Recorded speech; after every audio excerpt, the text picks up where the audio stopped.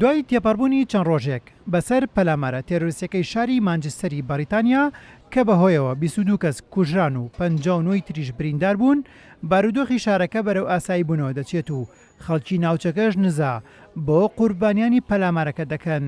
لە بەردەم کەنیسەی سانت ئانی مانچستەردا هاوڵاتیان بە دانانی گوڵ و وێنە ڕێز لە قوربانیانی پەلامارەکە دەگرن. دواتر بە مەبەستی نزا و پاڕانەوە و نوێژکردن بۆ قوربانیەکان ڕوو لە کەنیسە دەکەن و بەڵێن دەدەن کە هەمان پێکەوە ڕوبەرووی تێرۆریستان ببنەوە. لەبارەی ڕێزگرتن لە قوربانیانی پەلامارەکەش دانیشتوویەکی شاری مانچستەر دەڵێت. بەهۆی ڕووداوە خوێناویەکەی مانچستەرەوە بە بەردەوام هاوڵاتیانی شارەکە لە نێو کەنیسەدا کۆ دەبنەوە تاوەکو نزا بۆ بریندار و کوژراوەکانی هێرشە خوێناویەکە بکەن.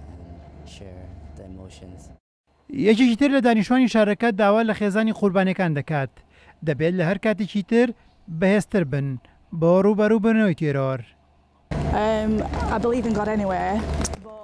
لە ئێستادا زیاتر پێویستمان بە متمانە و نزاکردن هەیە تاکو خانەوادەکانمان پارێزراو بن لەو هێرش و پەلامارانی لەلایەن تێرۆریستانەوە ئەنجامەدرێت، چونکە دژی هەموو بەها مرۆڤایەتی و ئاینیەکانە.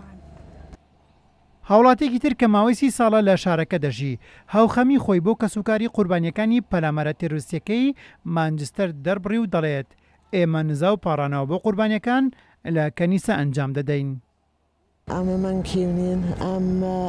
هاوڵاتی شاری مانچستەرم، بەڵام بۆ ماوەی 30 ساڵە بێت لە دەرەوەی شارەکە مەژیم و لە دوای گەڕانەوەشم ساتەوەختێکی زۆر ناخۆشم تۆمار کرد لە ژیانمدا کاتێک بینیم ژمارەیەکی زۆر لە هاوڵاتیانی شارەکەم بوونەتە قوربانی. لەگەڵەوەشدا هیوای زوو چاک بوونەوە بۆ بریندارەکانە خوازم و هیوادارم ڕێکاری ئەمنی تند بگیرێتە بەر. ژمارەیەکی زۆر لەوانەی کە بە تاجەگوڵینە لە بەردەم کەنیسەی سانت ئان ڕێزیان لە قوربانیەکان گرت ئاماژە بەوە دەکەن کە دواتر لە ڕێگەی گۆرانی و سەماکردن و ئاهەنگگێڕانەوە ڕوبەڕووی تێرۆر دەبنەوە و کارەسەتە ناخۆشەکان لە بیرخۆیان دەبنەوە. مانچستەر بەهۆی زۆری کۆچبەران و ئەو پێگاتە ئاینیە جیاوازانی کە تێدا دەژی وەک شارێکی پێکەوە ژیان ناوی دەهێنرێت.